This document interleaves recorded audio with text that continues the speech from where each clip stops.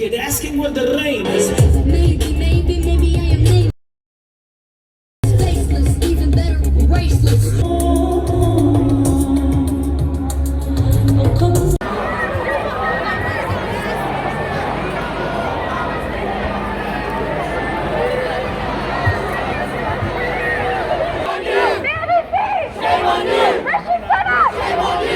Thank you for coming out. Thank you for your support.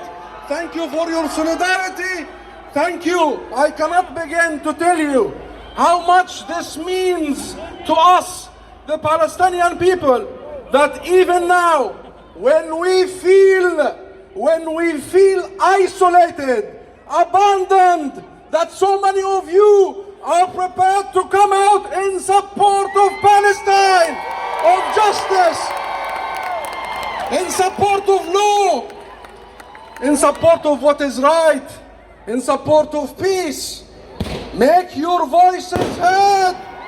Make your voices heard. Make your voices heard like you are doing now, today, with pride and dignity, peaceful, with respect for public order. Don't give them an excuse. Show me the Palestinian flag. Hold it up. Hold your flag up. Let the world, let the Palestinian people, let our people in Gaza, in Jerusalem, in Nablus, in Khalil, in Ramallah, in our refugee camp in Lebanon, Syria, everywhere, see their flag. Wave it! Wave it! My friends, our flag has become a global symbol for the struggle of rights, freedom, and equality. And my friends, the horror in Gaza is indescribable. The official casualty count is already in the thousands.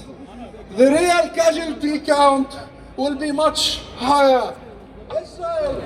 Israel is indiscriminately bombing civilian infrastructure, homes, hospitals, schools, entire neighborhoods. Even those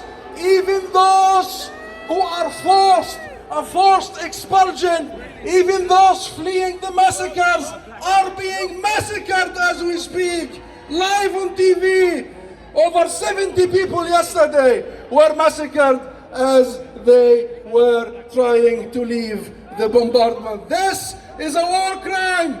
Israel has cut food, water, electricity, fuel supplies to every residence in Gaza.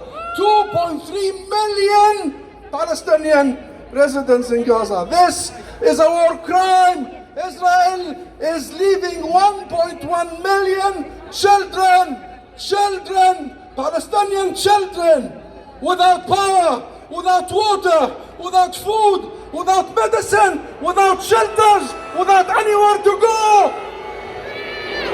1.1 million children. Let that sink in. This is a crime against humanity. This is a crime against humanity. And by forcing people to move from the north, this is a forced population expulsion, transfer. You are also moving them away from Gaza's main hospital, which is Shifa. An entire area, Gaza's entire area, the strip, is 1/4 of the area of the London, so you get the proportion here. People will not only die because of the disproportionate violence against them, they will die because they cannot get medicines or treatments. The medical sector has collapsed.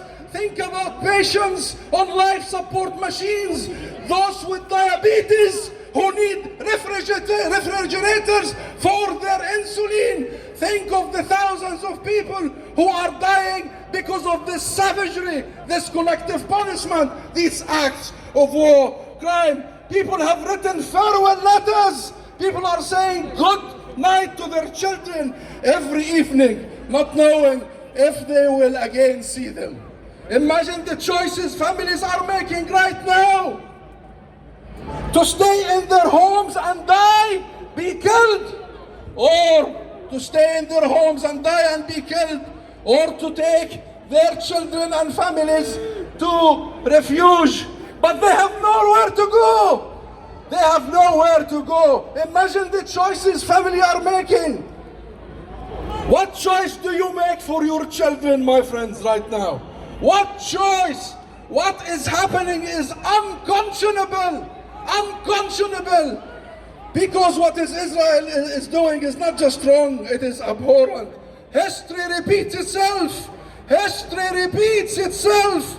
We will not allow for a second Nakba. We will not allow for a second Nakba. You will not allow for a second Nakba. And we, the British government, and we are standing here in front of them. They are hearing us, listening to us. The British government and the world must now condemn Israeli atrocities, condemn war crimes. They must uphold international law. Until such a time, my friends, until such a time, we have you.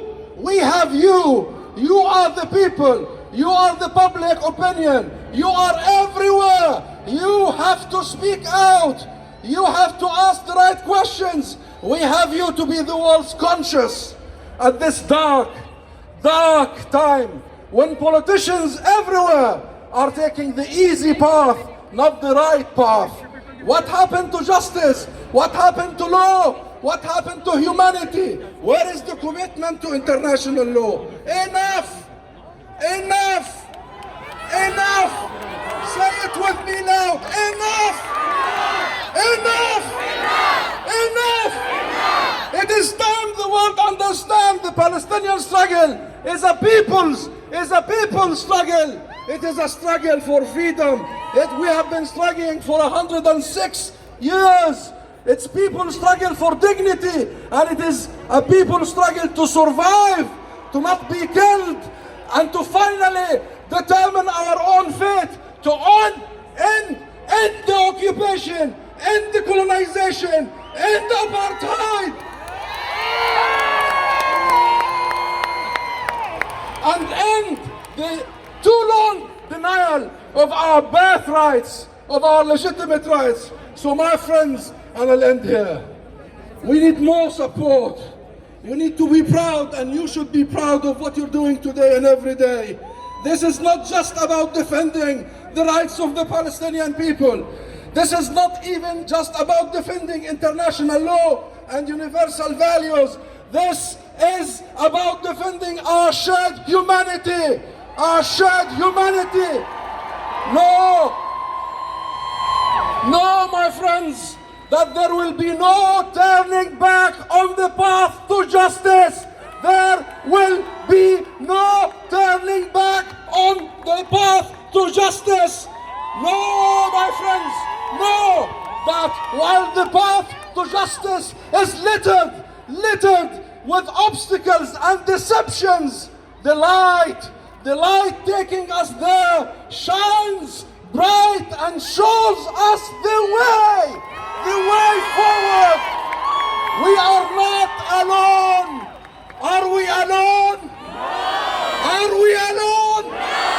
We are not alone. We have you, and together we can and we will free Palestine. Free Palestine. Thank you. Please welcome to the stage, Jeremy Corbyn.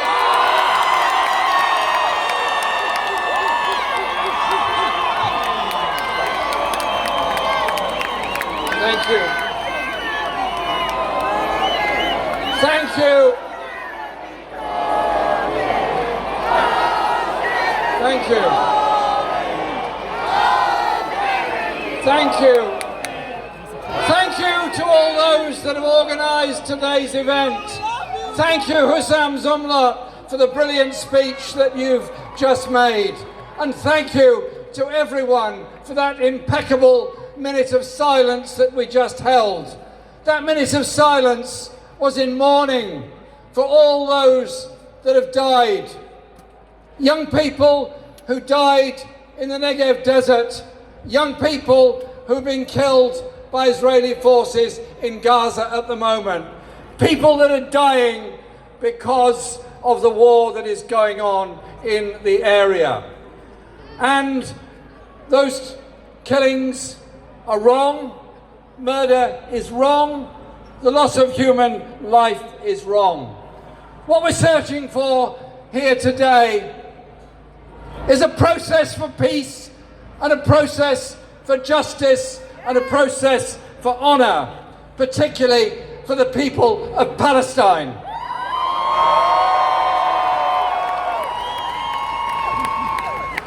And it is right to condemn the killings that have happened. It is right to condemn the targeting of civilians, which is, of course, a war crime within international law. But it's also right to condemn the continuing occupation of Palestine by the Israeli military forces. The occupation of the West Bank and the settlements, which now number over 500,000 inhabitants, the system that has been quite correctly described by the late Archbishop Desmond Tutu as a system of apartheid, has to be condemned and has to be opposed. And the world must recognise that for all the horrors of what happened last weekend, to demand that the entire population of Gaza move and that 1 million people leave their homes within 24 hours is dangerous, it is going to kill people, and they are dying in their thousands at the present time. And so our demand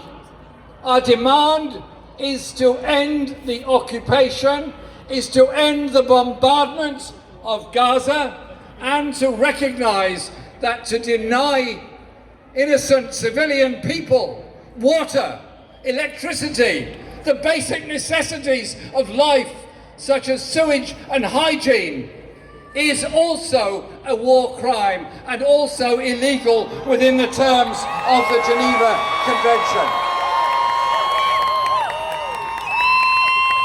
I've had so many messages from people over the last few days.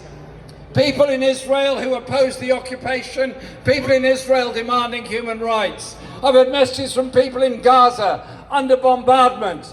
I've had messages from people who've lost loved ones and continue to search for others that they haven't yet been able to find.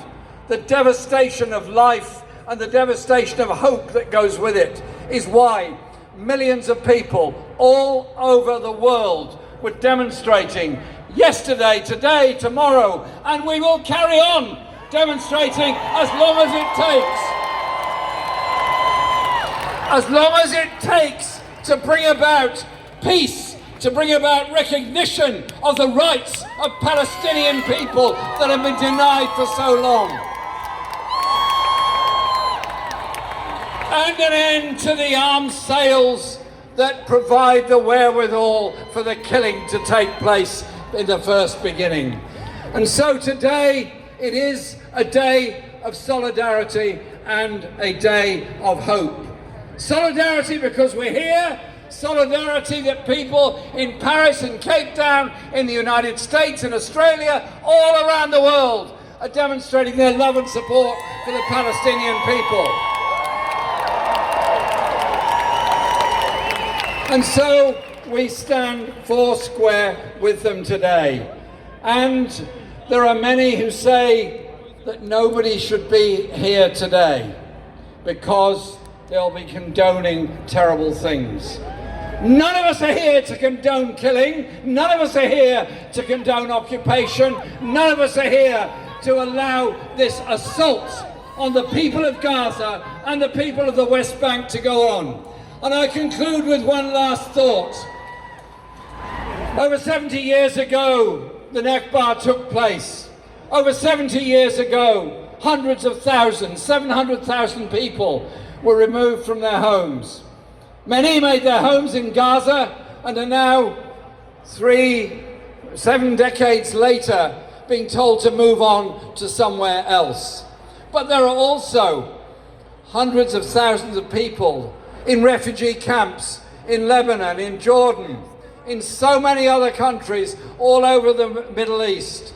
People whose grandparents and great-grandparents were forced out of their homes have a life in refugee camps. Refugee camps are home to millions around the world. They're a place of desperation because it's the only place you can go. But they're also a place of determination and hope for the future. So today, as we wave the Palestinian flag, let's hear it for the people of the West Bank, for the people of Gaza, for the people of the refugee camps, and say very bluntly to our political leaders in this country, do not condone war crimes, do not condone the starvation and the denial of medicine to desperate people in Gaza or anywhere else. If you believe in international law, you believe in human rights, then you must condemn what is happening now in Gaza by the Israeli army. Thank you very much. We are again seeing the use of white phosphorus, the devastating chemical weapon used illegally against civilians. We have even heard an Israeli MP calling for the use of nuclear weapons on Gaza. Such an act would wipe Gaza and its people off the face of the earth. Generations of refugees are being displaced again. They are being forced out of their homes. Their cities will be razed to the ground. To what will they be able to return? No wonder this is being called a second Nakba. And no wonder protest is rising across the globe, because this cannot be allowed to happen. We must come together. We must come together internationally to build an unstoppable movement, to raise our voices, to say that Palestine will be free.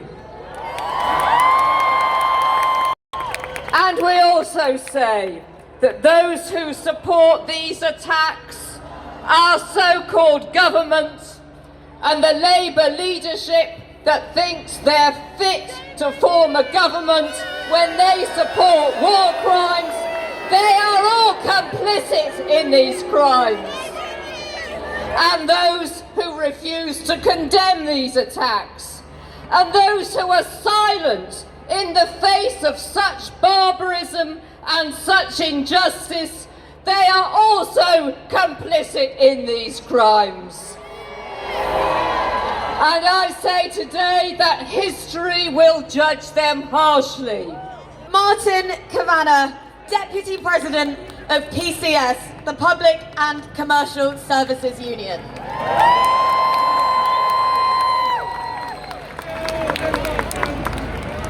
Brothers and sisters, I bring solidarity from my union PCS to the hundreds of thousands that take to the streets of London today, to the thousands in other cities up and down the country, to send a clear message to our government, to the American government and to the Israeli state. We support, we defend, and we are with Palestine. Comrades, my union has been proud to stand side by side with our Palestinian brothers and sisters for 20 years and more. And I'll tell you this now, that we will stand side by side with our Palestinian brothers forevermore, while they are under occupation, while they are being oppressed by Israel and their supporters. And comrades, our union is very clear. We condemn the slaughter and capture of civilians in Israel by Hamas last weekend.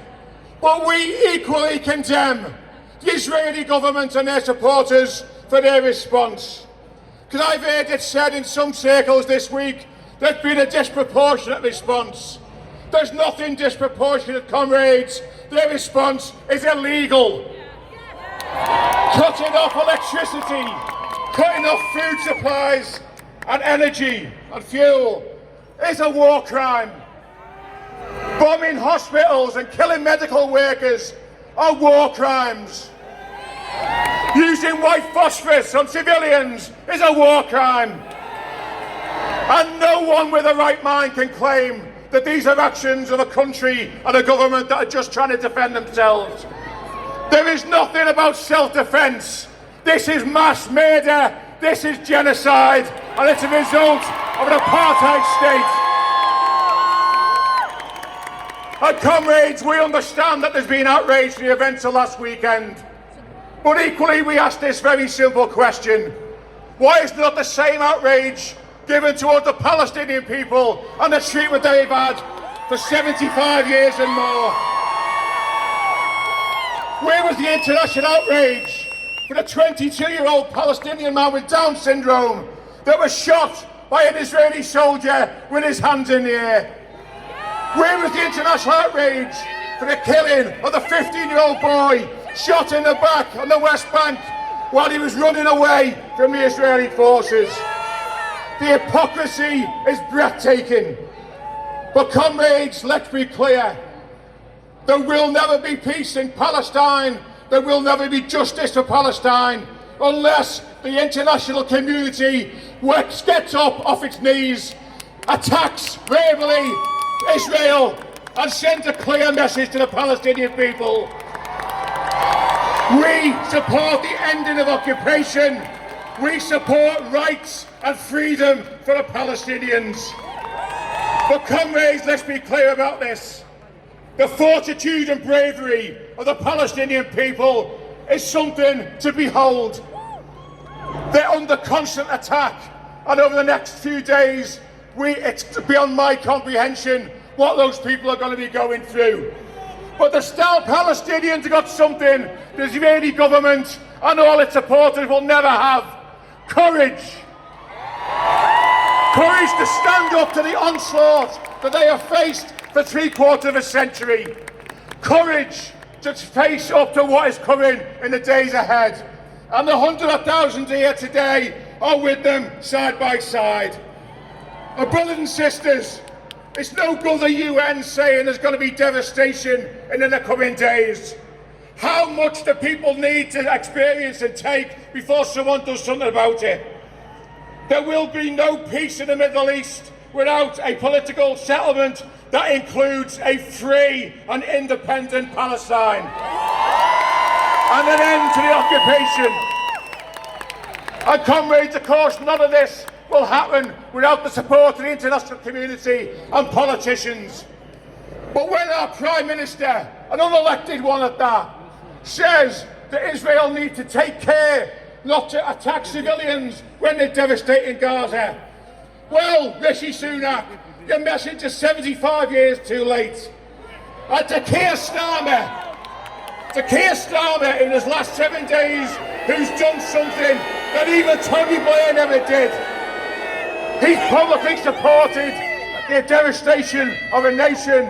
He's publicly supported the atrocities and genocide. But comrades, I will finish with this. We can only build peace if all sides are committed to it. And my union will work alongside everyone here today and everyone to come tomorrow and next week to win that peaceful settlement. So as we mourn those innocents that have been lost, I will end with this, a message from PCS and the wider trade union movement. Free, free Palestine! Organisers of today's march, Abdurrahman Tamimi. We've stressed, we've mourned, we've cried, and we've had enough! Is 75 years of occupation not enough? Enough! Is apartheid not enough? Is dispossession, murder, and torture not enough? Is a 16-year blockade on our families in Gaza not enough? The Israeli government has decided to sponsor its own humanitarian crisis. They've stopped access to fuel.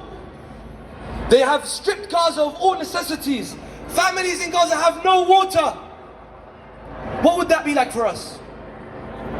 Thousands will die, and many more will suffer in the days ahead.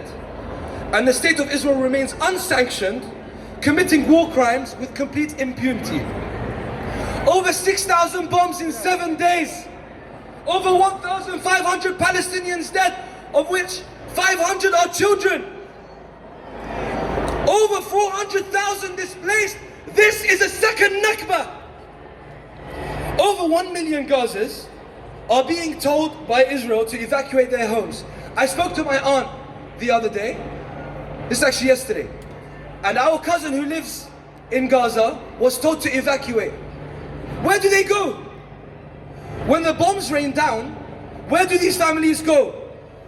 When the illegal white phosphorus burns the land on Gaza, where do our people go? If the occupation continues and our governments continue to support it, I fear that generations will know nothing but anger. They will know nothing but war. But many of you have heard about the incidents with the Palestinian flag.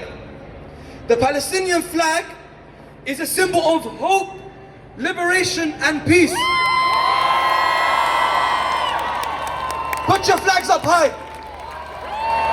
We will continue to carry our Palestinian flags high up in solidarity with the Palestinian people. Our friends and family in Palestine will witness the end of the siege on Gaza, the end of apartheid, and the end of occupation. And that day, Palestine will be free from the river to the sea. Palestine will be free. And just like you've marched today, one day we will march to a free, liberated Palestine. Suggest banners.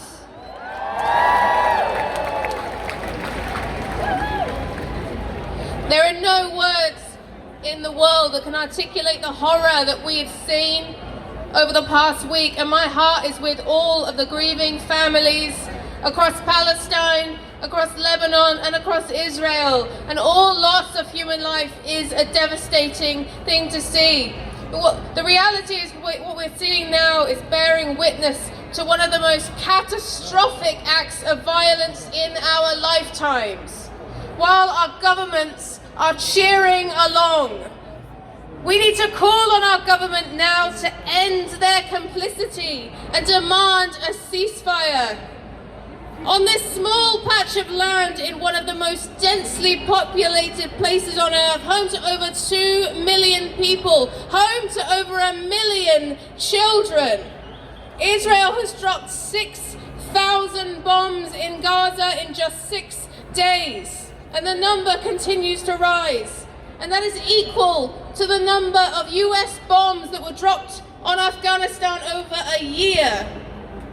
Israel knows that they are carpet bombing civilians and that they are committing war crimes of collective punishment against Palestinian civilians.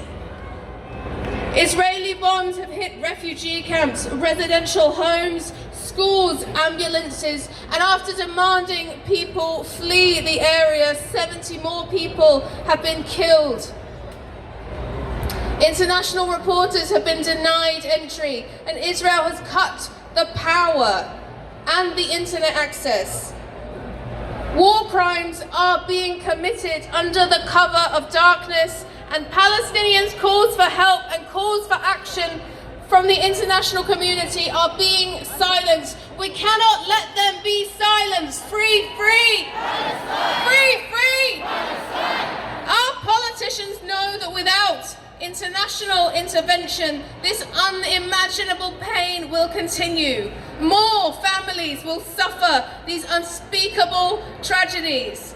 And the people of Palestine, Lebanon and Israel will be denied the right to live in peace over and over and over again. The Prime Minister, the Shadow and the Foreign Secretaries, and even the leader of my own party, Keir Starmer, have all spoken support for Israel's right to defend itself and failed to condemn breaches of international law. So we have some questions to our political leaders. How long does the water have to be shut off for you to consider it time to act? How many war crimes must Israel commit until you call on them to be accountable to international law? How many Palestinians have to be killed for the international leaders to say enough and stop the bombs being rained down upon them? As citizens of this country, a country which claims to be a global leader, a country which has responded to the cries of Palestinians by sending more weapons to Israel, citizens whose political leaders have all but abandoned the people of Gaza, we must not turn away. Because when the sun rises on Gaza, and when the blockade is lifted, and when the internet is switched back on, we need it to be filled with hundreds of thousands of pictures with people in their thousands and their millions in cities across the globe standing shoulder to shoulder in solidarity with Palestine. And that is more powerful than any projection on any wall can ever be. We must demand a ceasefire. We must demand access to aid, food, water and power. We must demand an end to the blockade and illegal war crimes, and we must demand that Israel ends the decades-long occupation and system of apartheid, because that is the only way to ensure long-lasting peace. Free, free! Free, free! Free, free! Thank you. Make some noise for Jess! To the founder and chair of Labour in Palestine, Hugh Lanning.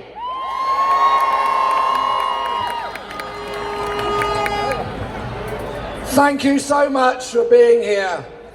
I was at the Liverpool conference of the Labour Party, and I wish you'd all been there. There was so much intimidation going on, people being told not to speak out on Palestine, trying to cancel meetings. Labour Party members should be here, not supporting war crimes by Israel. Last Saturday, Netanyahu said he was declaring war on Palestine. Israel declared war on Palestine in 1948. Israel declared war on Palestine in 1967. Israel declares war on Palestine with every settlement, with the siege, with the wall, and every one of those is a breach of international law. International law is not a pick and mix. You can't choose. If you're on the side of international law, Israel must be held to account when it breaches international law. Braverman says you should not chant from the river to the sea. You should not chant from the river to the sea. The person who's carrying around a map from the river to the sea is Netanyahu of a greater Israel. And it is very clear that what Israel is intent on is the elimination of Palestine. In Rwanda, before the genocide, they referred to people as insects. Israel is talking about Palestinians as animals.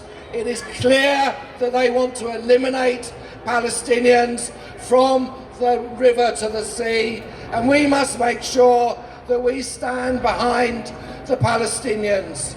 But also we've got to organise. It's great that there's a demo next weekend, but it's terrible that there's only one Labour MP here. We need to make sure that in every trade union, every Labour Party branch, every local community, we organise to make sure it's the Palestinian voice that is heard. They want to keep you silent, and we will not be silent until there is a free Palestine.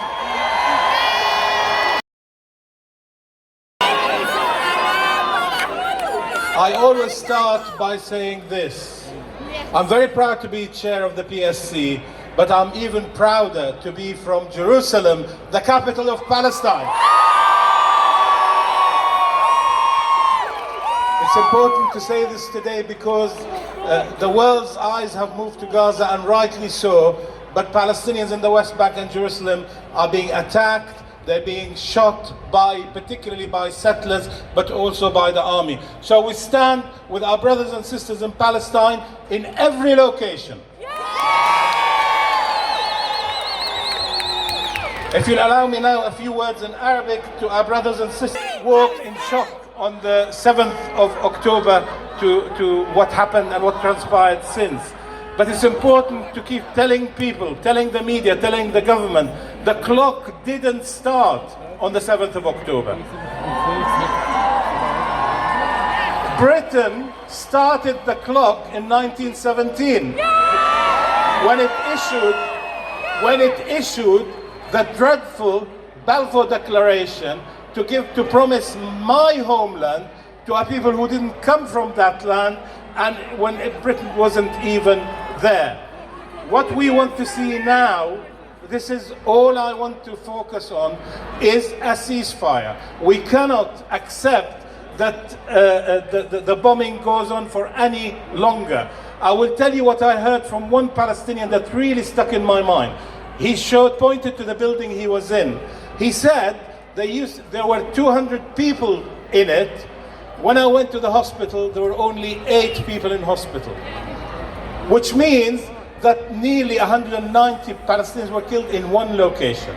So we're here to stand with the Palestinian people. We know what Israel is doing. It is creating a second Nakba. It is heading towards the expulsion of all the inhabitants of Gaza. Otherwise, it could let them go to 1948 Palestine while it does its dreadful deed. But it wants them out, it wants them in Egypt. We will not stand for that. We'll keep pressuring our criminal Prime Minister and his fellows, because he will be found. There are cases already being prepared to say, you agreeing to Israel committing war crimes means you are guilty as well. So let us continue to hope nobody else loses his life in this conflict, and we want peace to prevail, but it will only come when the Palestinians have their rights and the refugees return to their homes. That is when Israelis who want to see security will see that justice has been done, and it will bring them the security that will come to the Palestinians. Thank you very much indeed.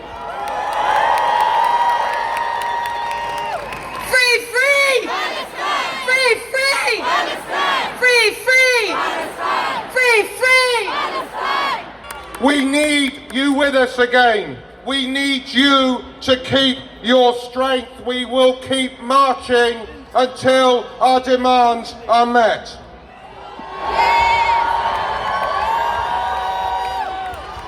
Now, at a moment like this, and on a day like this, when everything we say and everything we do is being monitored and scrutinised and filtered and reframed, we all have a responsibility to be clear in the principles we hold and the moral ground on which we all stand. So let me say very clearly these two things that I hold to be true.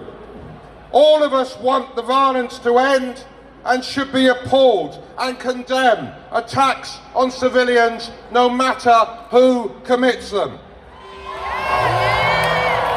But we know this, violence will not end until you deal with its root causes, and the root causes of the violence we are currently seeing is the decades-long war Israel has waged on the people of Palestine through a system of military occupation, colonisation and apartheid.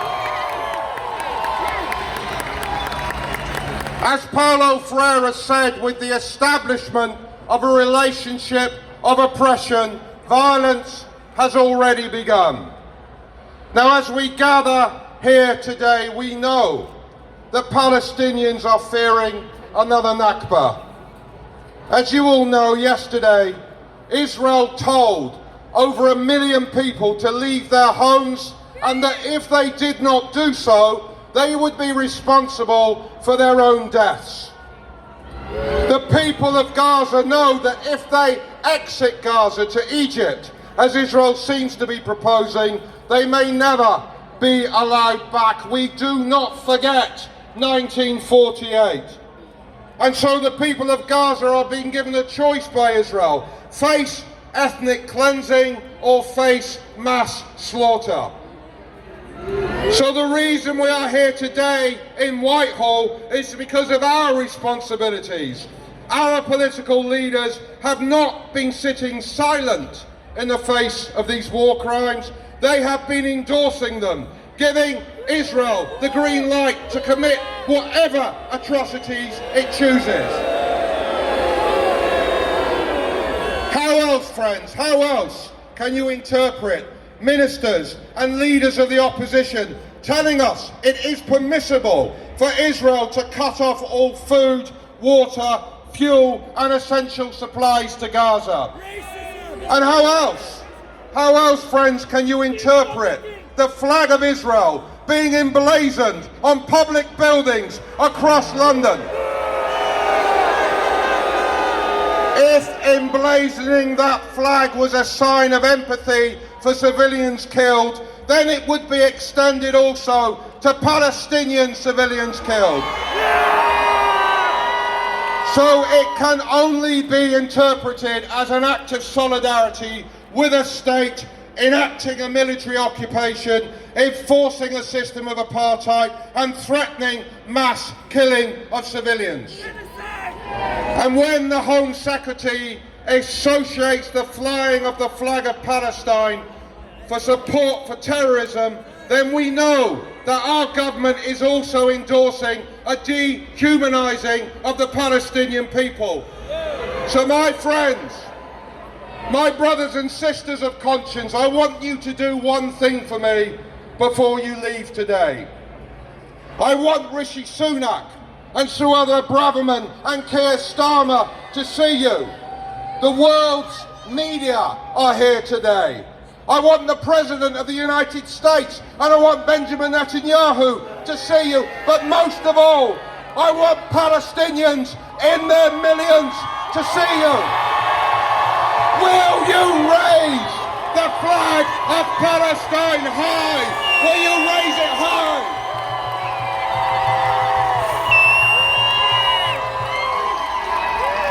Raise it high and keep raising it high. We will be back again. We will be marching every week.